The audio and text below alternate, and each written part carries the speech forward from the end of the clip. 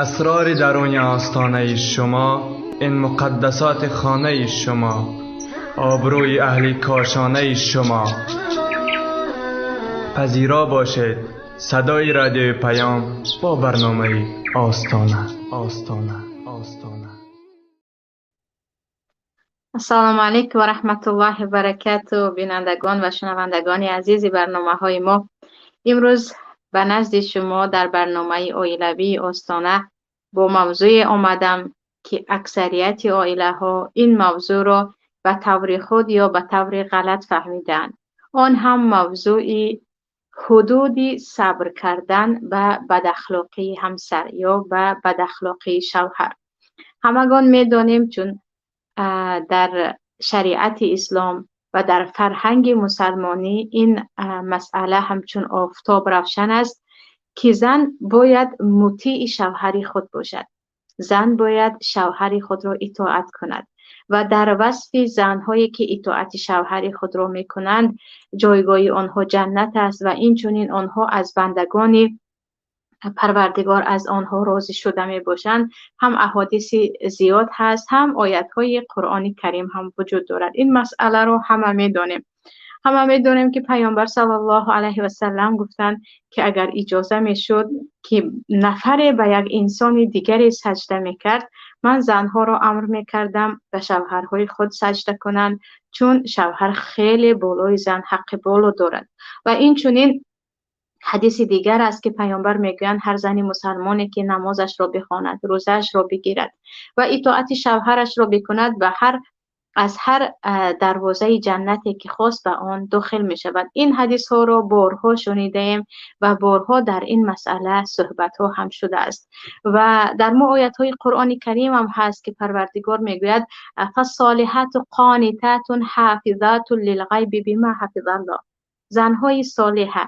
زنهای صالحه از الله میترسیده زنهایی هستند که قانتات هستند و اکثریت مفسرین میگویند قانتات مطیعات، اطاعت کننده شوهر خود و این چنین حافظات آنها حفظ میکنند، حفظ راز شوهر را، حفظ مال شوهر را و این چنین حفظ عرض و ناموس شوهر را همیشه رعایت میکنند. ولی مشکلی که در ما هست، علل خصوص در جامعه تاجیکی، این کار انگار به مردم فهماندن که وقتی اطاعت کردن شوهر حتمی هست و حق شوهر پس از حق پروردگار می ایستد، به هر چی که امر کرد تو باید اطاعت کنی و چگونه که او نباشد تو باید او را تحمل کنی، در برابرش صبر کنی و بدون استثنا در همه لحظات حیات، در همه حالتهایی که از طرف شوهر به تو روی میدهد تو باید سرت خم باشد برای آنکه اینگونه شریعت تو، اینگونه دین تو میفرماید. در حالی که باید ببینیم که مسئله اطاعت چیزی دیگر است. مسئله بردوار یا غلاموار تابع بودن و اطاعت کردن چیزی دیگر است. مسئله این که تو میگویی به خاطر رضایت شوهر من کوشش میکنم چیزی دیگر، اما مسئله این که مبادا مرا طلاق ندهد گویان، غلام درگاه شدن یا اینکه حتی به گناه های کبیره دست زدن چیزی دیگر می باشد. اگر گفتیم مگر صبر کردن این از خود شریعت نیست، مگر با صبر خانه ها برپا نمی شوند، مگر این صبر نیست که لانه های مایان یا خانواده مایان، زندگی ما، عائله ما مستحکم نمی شود، که البته که اگر صبر نباشد یگان عائله از همان روز اول نمی تواند پا بر جا باشد. ولی صبر حد خود را دارد، حدود خود را دارد، مرزهای خود را دارد. نباید از مرز صبر عبور کرد، نباید بعضی چیزهایی که عموما صبر نیست بلکه ظلم است و باید علیه آن مبارزه شود یا اصلاح شود یا ظالم را باید ترک کرد، مایان بدانیم. و اگر ندانستیم این مشکلی هایی که امروز بالای اکثر زنها می آید، یا به بیماری های روانی گرفتار می شوند یا اینکه از شلاق و کتک دیگر یا دست و پایشان را از دست می‌دهند یا چشمشان را یا عموما به بیماری‌های جسمانی گرفتار می‌شوند یا اینکه خیلی از سن و سال خیش پیشتر پیر می‌شوند و دیگر هیچ علاقه به جهان آدمیان ندارند. می‌بینیم که اکثریت محض صبر کردن در برابر بعضی از انسان‌های هست که در شکل انسانند ولی در داخل یک حیوان وحشی هستند که هیچ خیر هیچ انسانیگری از آنها خارج نمی شود. برای همین امروز خواستم همراه شما عزیزان درباره بعضی از خصلت‌هایی که در یگان جای شریعت، نه در قانون پروردگار، نه در قانون‌هایی که انسانیت آن را ساخته است به عقل جایگیر نمی شود که تو باید در این اخلاق یا در برابر این گونه خاراکترها هم صبر کنی و برای صبرت پاداش میگیری. این جملات در شریعت وجود ندارد. درباره محض همین گونه خاراکترها یا اخلاقها همراه شما صحبت کنم. پیش از همه وقتی گفتیم صبر کن، از صبرت تو برد میکنی، به صبرت میتوانی عائله بنیاد کنی، تو به صبر خود میتوانی به قله‌های بلند برسی. ما باید صبر کنیم. صبر در برابر همسری که یکی مریض شد، یکی ثروتمند بود ولی یک بار فقیر شد، یکی زندانی شد یا یک بار حالت‌های برای او در زندگی رخ داد که اخلاق او تغییر یافت ولی اون هم نه برای اون که خود این گونه بد اخلاق است، به خاطر اون که از اطراف او را مجبورش کردن یا گفتیم بعضی حادثه های حیات او را مجبور ساخت. در این حالت حتما باید صبر کرد. این بی‌وفایی است، این منافقی هست. وقتی زن شوهر سالمش بیمار می شود صبر نمی کند و او را مانده می رود و یا اینکه وقتی شوهری که ثروتمند بود فقیر می شود او را پرتافته می رود یا اینکه وقتی که شوهری که به خاطر مشکلی های روزگار یک بار اخلاقش تغییر یافت او را دیگر به بد اخلاق تهمت میزند و از بهرش میبراید. این کلا به گفت خودمون نامرده هست. نباید زن مسلمان این گونه بی‌وفا باشد. مسلمان ها همیشه علی عهدهم و امانتهم راعون هستند، به عهد و به امانت های خود رعایت میکنند. ولی اینجا بعضی از خاراکترهای دیگر هست که اون در سرشت آدمیزاد هست و بعضی ها با مرور زمان می توانند تا حد اصلاح شوند ولی بعضی دیگری هم هستند که دیگر به خون و قلب و جگری آنها این خاراکتر و اخلاق های بد آمیخته شده است و هرگز آنها نمی توانند از این بیماری ها رها شوند. و وقتی یک زنی عاقل، یک زنی کاملا درست با فکر سالم همسر آنها می شود، او تحمل کنان یا خود هم بد اخلاق می شود یا اینکه دیگر روز از روزها صبر او لبریز می شود یا خود را نابود می کند یا دست به کار دیگر می کند. برای آنکه عزیزان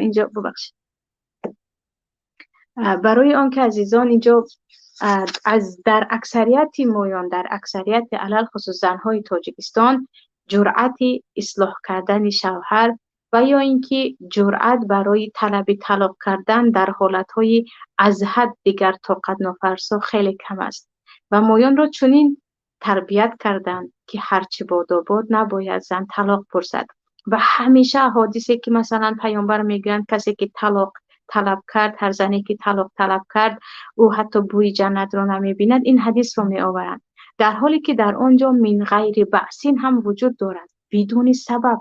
وقتی زن بدون سبب و یا با سبب های خیلی کوچک در همه خانواده ها هست طلب طلاق میکند او بوی جنت را نمیبیند، برای اینکه این بی‌وفایی است، این بی‌صبری است، این نابود کردن عائله است، این مسخره کردن کلمه های نکاح است. ولی وقتی سبب هست و طلاق طلب میکنی و یا اینکه برای تغییر حالت که میدونی که آینده نیست و حرکت میکنی و جرأتش را داری، هرگز این را شریعت منع میکند. پس در چه حالت ها ما نباید صبر کنیم؟ درباره چگونه صبر کردن که کوتاهک باشد هم گفته گذاشتیم.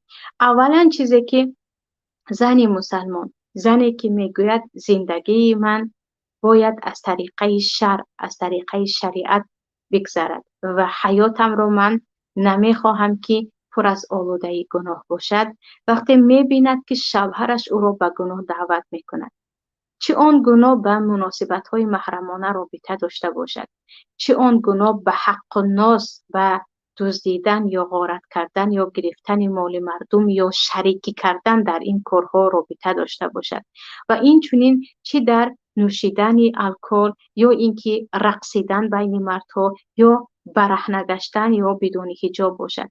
وقتی مرد زن را به گناه دعوت می‌کند، آن گناه چی نباشد هم، کدام گناه نباشد هم، زن در اینجا نباید بگوید که من صبر میکنم، اطاعت میکنم، گفته شما را میکنم، برای آنکه این الکی صبر کردن نیست، این معصیت به خالق است، این گناه کردن به پروردگار است، این درجه شوهر را بالا کردن ببخشید به اندازه خداوندی است. برای همین هم در ما احادیث در این باره زیاد است. وقتی زنها میگویند برای شوهر خود ما موی بچسبانیم، پیامبر اجازه نمیدهند، میگن الله موی چسبانی را حرام کرده است، تو نباید برای شوهرت اگر زینت باشد همین را انجام بدهی. و حتی در ما میبینید که بعضی زنهایی هستند که میگویند به خاطر شوهرم رقصیدم در بین مردها، به خاطر شوهرم من لباسهای کوتاه میپوشم برای آنکه در یک جای خوب کار میکند و او میخواهد که من همین گونه برهنه باشم. و حتی زنهای رو من به گوشم شنیدم که آنها دست به نوشیدن الکل زدن، آنها الکل نوشیدن، یعنی خمر، الکل، مواد مسکننده که حرام است، به خاطر اینکه شوهر راضی باشد در چاره‌بینی، علل خصوص پس از آمیخته شدن با آن یا این کشورهای غرب و یا نفران غرب صفت دیگر، آنها میگویند من دست به این نوشیدن، یا اینکه کارهایی که در شریعت در 100% نص صریح آمدگی است، حدیث پیامبر آمدگی است که این گناه گناهی کبیر است و آن دست نزنید، آنها میگویند شوهرم از من خواست و من راضی میشوم. چرا؟ تو چه اندازه باید تو در این گناه هایی که گناه به خالقت هست، نابود کننده ایمانی تو هست، و خاطر شوهر انجام دهی و بگویی که در این مسئله ها ما باید اطاعت کنیم و باید صبر کنیم. پس قاعده اول در زندگی تمام زنهای مسلمان ها این باید باشد که اطاعت شوهر حتمی هست. زن اگر اطاعت نکرد، شوهر خود را در آن خانه هیچ بقای نمیماند، معنای خانواده گم می شود، معنای فرزندداری، مادرکیست و پدرکیست از بین می رود. چگونه که هر عائله که این چیز را ندارد در آنجا قوام مرد نیست، می بینید که چه مشکلی هایی هست. اما مقصد از این که شوهر سردار خانواده هست، شوهر را باید اطاعت کنی، این نیست که حتی به گناه کبیره دعوتت کرد تو باید راضی شوی به این چیز صبر کنی. در اینجا حتما باید زن مقابله نشان دهد.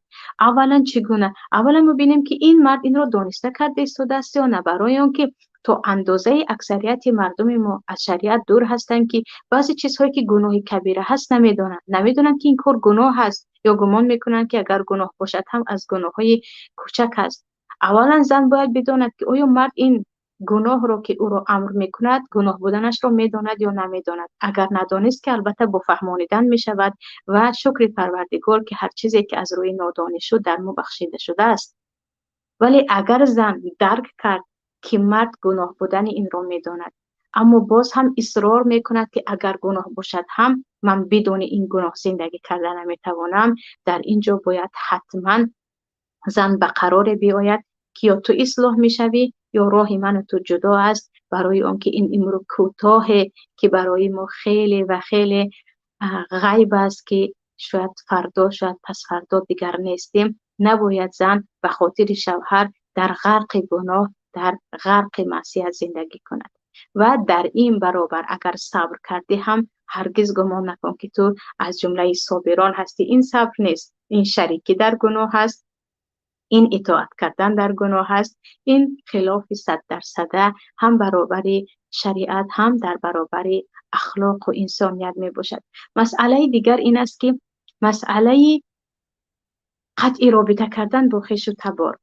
بعضی ها زنهایی هستند که میگویند از زمانی که من شوهر کردم با برادرم صحبت نمی کنم، با مادرم اگر بیمار شود هم بدون اجازه شوهرم نمی روم برای دیدار بینی، پدرم به خانه من نمی آید یا من هم از احوال پدرم نمی پرسم.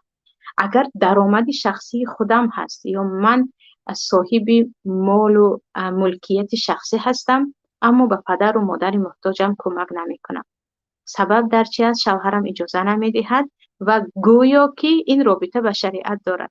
و درباره اقتصاد و حق مالکیت زن من پیشتر برنامه‌ای داشتم عزیزان که گفته بودیم که پیامبر صلی الله علیه و سلم در یگان حدیث خود نگفتند که زنها شما با اجازه شوهر خود صدقه کنید یا کمک کنید از مال خودتان. برعکس حضرت عایشه میگویند من بریره رو آزاد کردم، اون هم با خیلی پول گران. پیامبر هم میگویند چرا از من نپرسیدی؟ برعکس پیامبر میگویند در شرط و شروطی که اگر از شریعت نیست، اگر اون طرفی که با اونها تو تجارت کرده یا معامله تجارتی کرده اگر کردن، من باید بگویم که این کارشان خطا است. یعنی پیامبر به حضرت عایشه کمک میکنند. حضرت زینب دختر جهش میگویند پیامبر الله من امروز این گونه پول مال خود را خرج کردم. نمیپرسند که به کی، چرا؟ پروردگار قبولت کند. ببینید که در یگان جای شریعت نآمده است که مال شخصی زن در اجازه شوهر باشد و حتی در اجازه به کمک کردن مادر پور هستند. شماره ندارند خواهرانی که میگویند من حتی در عید نمیتوانم یک هدیه کوچک به مادر خود روان کنم، در حالی که من مال خود را دارم، من کار نکنم هم برای من کمک هست به خاطر اونکه شوهری من راضی نیست یا مادر شوهری من راضی نیست که من به مادر خود کمک کنم یا به مادر خود هدیه دهم. در این مسئله نه اجازه شوهر و از وقت اجازه شوهر لازم نیست، اجازه هیچ یکی دیگری لازم نیست. شما اگر شریعت دارید و علل خصوص زن میداند که مادر او محتاج است، و گردن زن فرض است که به مادر خود کمک کند. برای آنکه حق پدر و مادر هم اینجا در نزد بعضی از علما برابر حق شوهر، ولیکن در نزد جمهور علما پایان‌تر است از حق شوهر است. ولیکن فرزند چه دختر است چه پسر اگر به پدر و مادر محتاج خود کمک نکرد او گناهکار می شود. در اینجا هم حتما وقتی ببخشید که امروز یکم مشکلی تکنیکی داریم ما از طریق اینترنت، نمیدونم، خیلی معذرت میخوام. در اینجا پس باید خواهرانی که خود درآمد دارند یا توانایی کمک کردن به پدر و مادر خود دارند و شوهر از این منع میکند و یا اینکه حتی برای رفت و آمد من میکنند و یک حدیثی که گویا زن پدرش مرد و به دیدار بینی نرفت که حدیث ضعیف است و در نزد یگان مذهب یگان عالم به آن حدیث عمل کرده نمی شود، چی خواهد پیدا کنید در کتاب فقه حنفی و مذاهب دیگر همه گرفته آن را که اگر پدرت بمیرد هم تو نباید به دیدار بینی روی، در حالی که صله رحم این فریضه پروردگار است و هیچ کس حق ندارد که بگوید که این فرض الله را انجام نده. و در همین مسئله داخل می شود تمام فرض‌های دیگر. ببینید مردی که هر چیزی که به گردن زن فرض است، خواه از نماز باشد، خواه از روزه باشد، خواه از زکات باشد، خواه از صله رحم باشد، خواه از پوشیدن حجاب باشد، خواه از طلب علم شرعی که برای زن فرض است، چون علم گاهی فرض می شود آموختنش گاهی فرض کفایه می شود. شوهر اگر من کرد حتما من صبر میکنم، به پدر و مادرم رفت و آمد نکنم هم می شود، به آنها کمک نکنم هم می شود. این مسئله ها، این قاعده ها، یا اینکه من پس از چند سال دیگری به نماز شروع میکنم یا حجاب اسلامی به بر میکنم، این قاعده ها نباید در ذهن زن مسلمان باشد. حتما باید ببینید که چرا مرد این را میکند. این را هم از روی نادانی میکند یا از روی پرینسیپ شخصی میکند یا دشمنی به شریعت دارد یا عموما میخواد همچون غلام همراه تو زندگی کند. او میخواهد که مرد بالای سر تو باشد و هر چیزی که او میخواهد این گونه قاعده روش زندگی تو باشد و در آنجا هیچ قانون دیگری حتی قانون پروردگار دست به کار نباشد. وقتی الله میگه هن لباس لکم و انتم لباس لهن، آنها لباس های شما هستند، شما لباس های آنها هستید، شما به همدیگر نزدیک هستید، محرم همدیگر هستید، هم به همدیگر باید کمک کنید، نه اینکه شما بالای سر آنها هر قانونی که میخواهید میتوانید جاری کنید. به این پروردگار به شما اجازه داده است؟ نه، قانون پروردگار بالای تمام قانون ها هست. و مسئله در اینجا هم وقتی به گناه دعوت کرد گفتیم وقتی از کاری که فرض است اگر مرد باز می‌دارد من صبر میکنم، دیگر از پی این کاری که پروردگار به من امر کرده است، مثل رفت و آمد با خویش و تبار، پدر و مادر، خواهر و برادر اول شده، یا اینکه کمک به آنها من صبر میکنم وجود ندارد. حتما باید در اینجا روبروی شوهر، البته با جنگ و جنجال نه، با صحبت، با حوار میگویم، یا یک صحبتی که از دو طرف رأی او را پرسد، فکر او را پرسد، چرا این را گفته ایستاده ای و با کدام قانون یا با کدام دلیل تو میخواهی این را بالای من جاری کنی، که اگر شوهر گفت خواهی نخواهی من همین گونه دوام میدهم، حتما زن باید به یک چاره بیاید، یا اصلاح او هست یا اینکه راه اینها باید جدا باشد. یعنی زنهایی هستند که تمام عمر از واجبات شریعت دور هستند، تمام عمر در غرق گناه هستند. باز میگویند گناهش به سر شوهرم، اما تو کودکی 2 ساله نیستی که گناهش به سر شوهرم گویی. و دست تو هم پروردگار در این مسئله آزادی داده است که تو هم میتوانی مسیرت را دیگر کنی. مسئله دیگر مسئله خویش و تبار شوهر است و در این باره من پیشتر هم صحبت کرده بودم. پیش از همه خواهران زیادی در این باره میگویند که آیا خدمت پدر و مادر و خدمت خواهر و برادر شوهر در عرف تاجیکی این گونه آمده است که ما برای آنها خدمت میکنیم، آن هم خدمتی که خوراکش میپزی، خانه‌اش را تازه میکنی، شاید 1 ساعت وقت رود. اما بعضی خدمت هایی هست که زنک تا 14 ساعت باید از پای خدمت آنها باشد، که این را هیچ عقل و انسانیتی نمیتواند قبول کند، که یک عروسک از صبح تا شام باید در دوادب یک عائله بزرگ باشد، در حالی که بقیه اعضای عائله همه دست و پای سالم دارند، همه میتوانند از پای کار خودشان شوند، همه میتوانند کار خودشان را انجام دهند، ولی خرد و کلان بالای این عروسک کارهای خود را میفرمایند، که این مسئله وسیع‌تر است که انشالله درباره خدمت عروس و خانواده شوهر هم باید یک صحبت دیگری داشته باشه. اما اینجا چیزی دیگری هست، چیزی دیگری که خواهرانی هم هستند که من میگویند برادر شوهرم مرا لطکوب کرد، خواهر شوهرم مرا لطکوب کرد، خوشتومنم به خانه خوابی من در آمد و چیزهای مرا گرفت و پاره کرد، یا پدر شوهر من با من مناسبت غیر عادی دارد و من صبر میکنم برای اون که کودک دارم، من صبر میکنم برای اون که نمیخوام عائله‌ام ویران شود. یعنی این گونه ذلت و خواری، این گونه مناسبت غیر انسانی، این گونه عملهایی که حیوان به یکدیگریش حتی روا نمی‌بیند، یک زن به خاطر اون که عائله‌اش ویران نشود سالها هم تحمل میکند. کم نیستند، در خود تاجیکستان کم نیستند که لطکوب شدن از طرف خواهر شوهر، از طرف برادر شوهر. مسئله شوهر رو یک سو گذارید که حتی لطکوب کردن یک مرد زنش رو اجازت نیست. لطکوبی که او دیگر آسایب ببیند در شریعت اگر زدن جایز است، اون هم به تفسیر ابن عباس نگاه میکنیم که میگویند زدن با مسواک رو میدونید مثل یک قلم هست که زدن اون هیچ تاثیری نمیکنه. یعنی تو باید فقط سیاست کنی، نه اینکه او رو سیاه و کبود کنی. در همان لحظه زن میتواند برود به قاضی شکایت کند، حتی شوهر مجازات شود. ولی اینجا زنهایی هستن که میگن برادر شوهرم مرا لطکوب کرد، مرا بغض کرد، چیزی دیگر کرد، یا هر روز من یک تحقیر یا یک مسخره یا یک معامله میبینم در مسئله خوردن، در مسئله پوشیدن، در مسئله حتی معالجه کردن.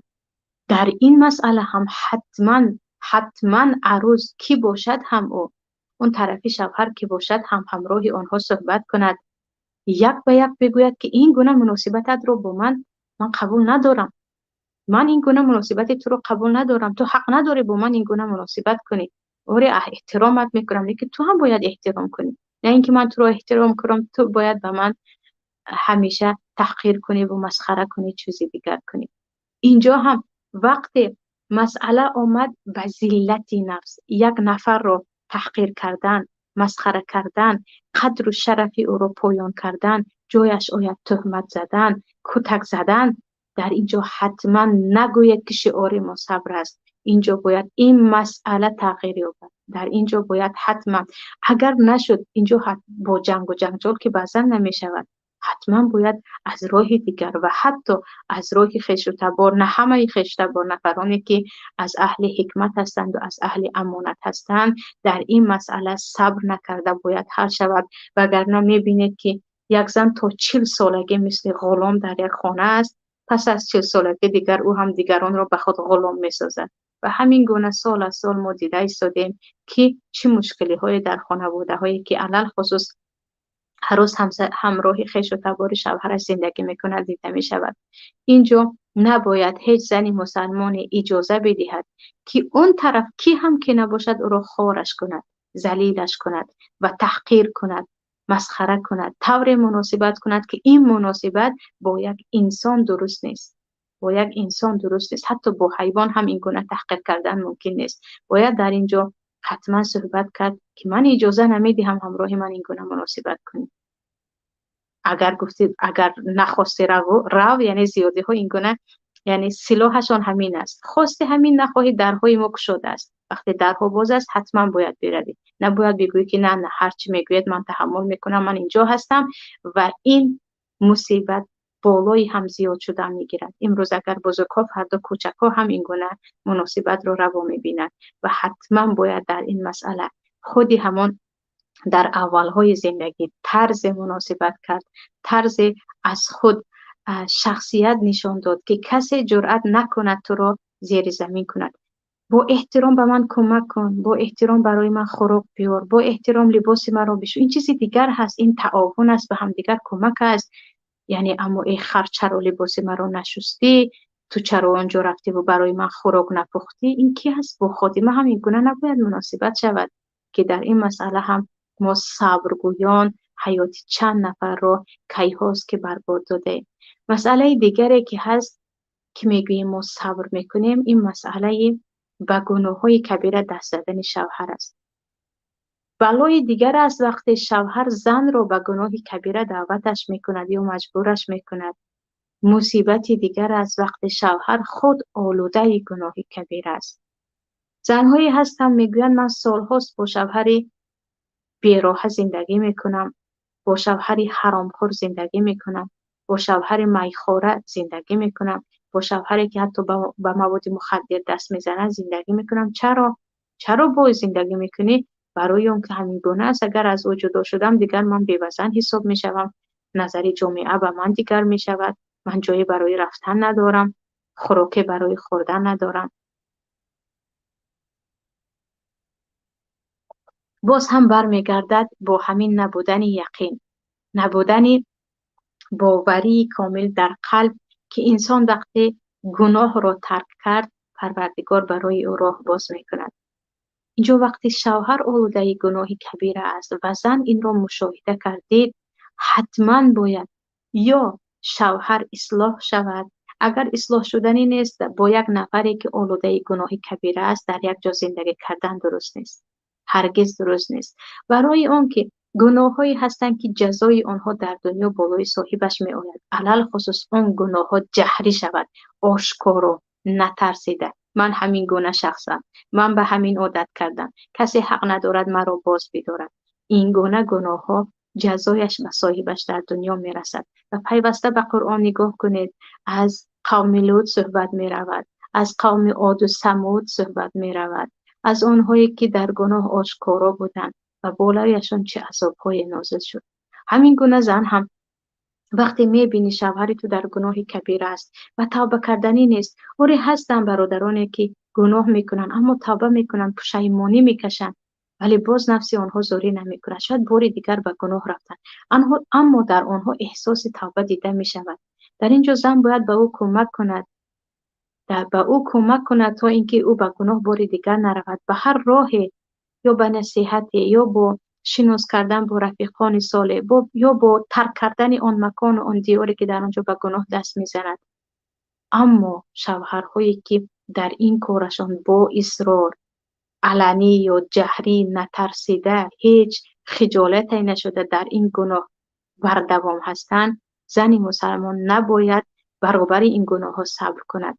تو به خاطر الله که من مکان گناه رو ترک میکنم، این انسان گناهکار رو ترک میکنم، فقط با همون نیتی که پروردگار امر کرده است ترک بکن، میبینی که پروردگار برای تو چه روح‌های بهتر از این رو نصیب میکند. و اینجا چیزی بعضی از اخلاقهای دیگری هست، ولی من میخوام به یک چیزی دیگر توجه کنیم. همیشه وقتی عروسک از خانه میبراید در ما، از خود پدر و مادر شروع کرده تو خویش و تبار. اگر مشکلی در زندگیت شد، تو کوه صبور باش، تو سنگ صبور باش، سنگ صبور رو آب نمیبرد. اگر چیزی شد به اینجا گریه کنان نآی و بدون که الان با فتحت به آنجا رفته ایستاده ای با لباس سفیدت با کفن باید برای، یعنی هرگز گمان نکن که به اینجا برگردی. هر چی شد همونجا صبر کن، هر چی شد تو باید صبر کنی. این گونه نصیحت ها در ما خیلی خیلی زیاد است.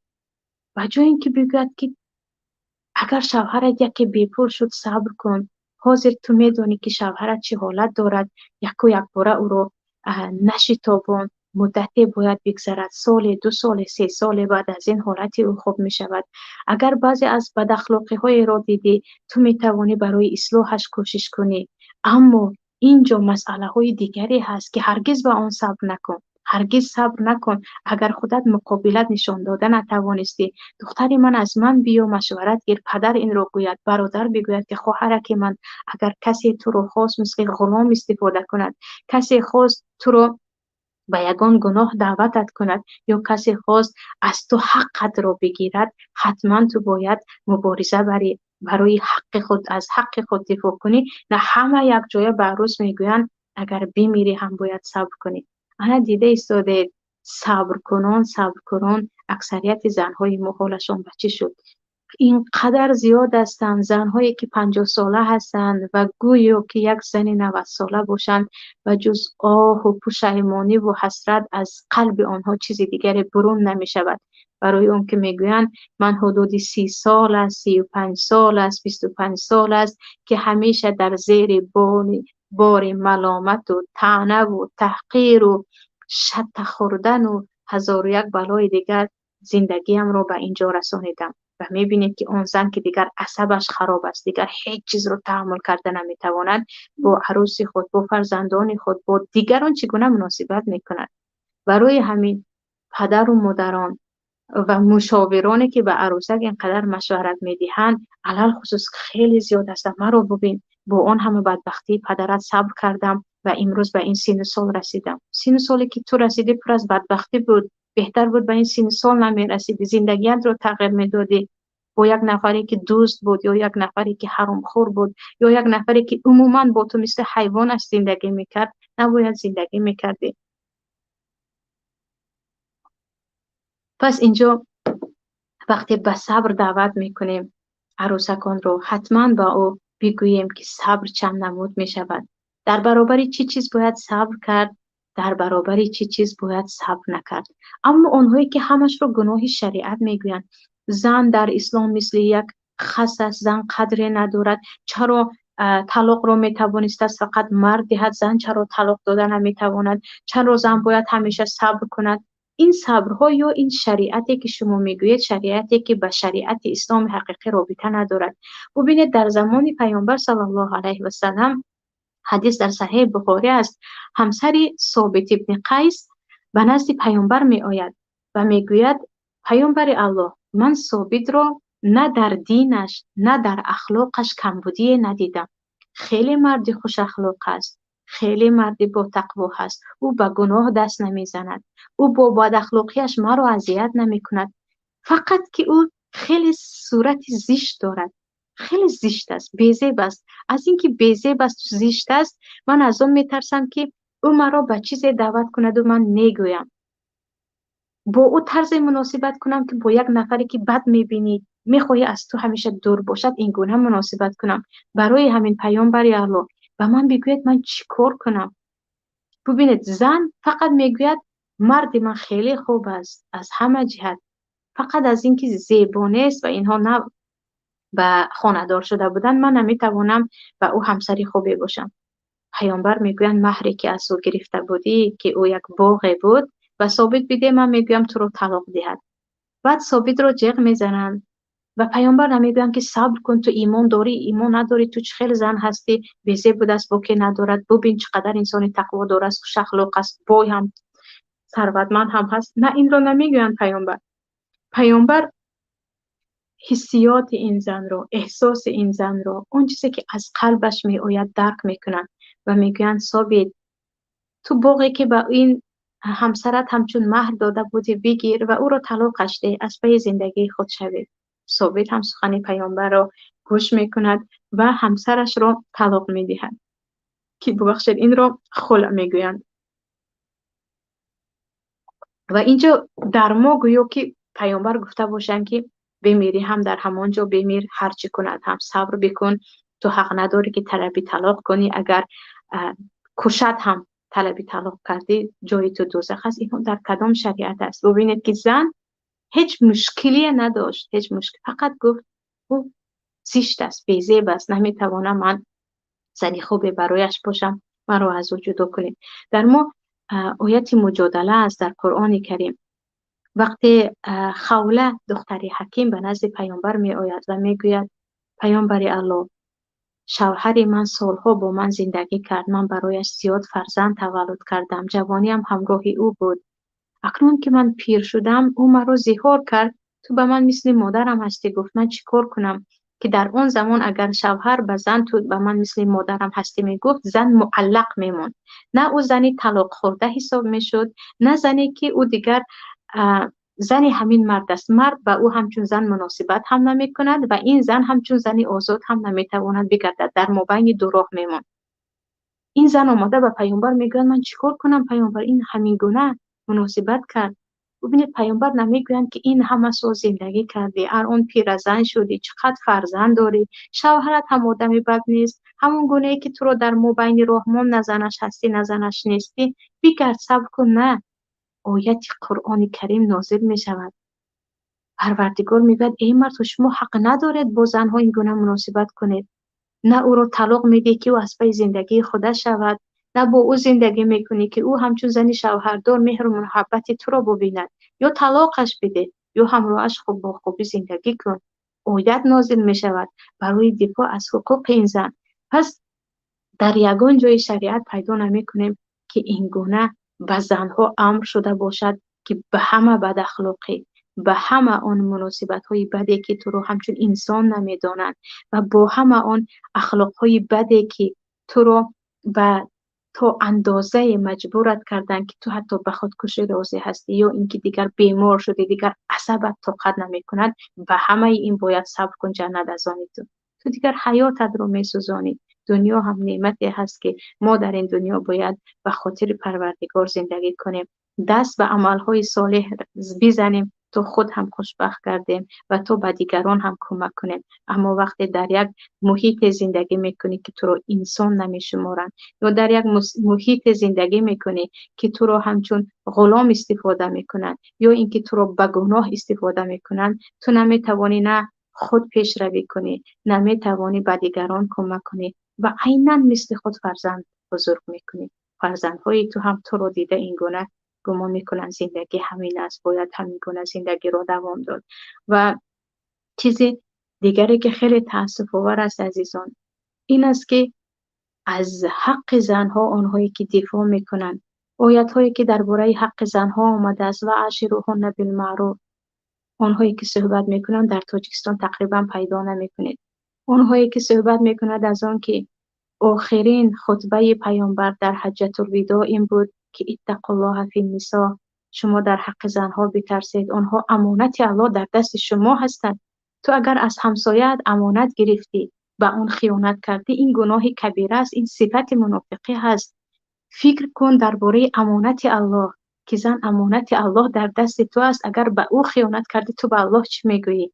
در حالی که فقط امانت به یک انسان کافر هم خیانت کردن این گناه کبیره در شریعت است.